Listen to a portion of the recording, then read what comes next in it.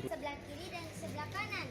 Kalau setelah kita sudah kita kasih masukkan, kita akan menggunting-guntingkan daun-daun kering biasanya itu pipanya. Nah, kita sudah siapkan daun-daun kering. Setelah itu kita akan bisa juga, kalau sudah jadi, kita bisa juga menjadikan pupuk dan bisa dipakai di tanaman. Wassalamualaikum warahmatullahi wabarakatuh.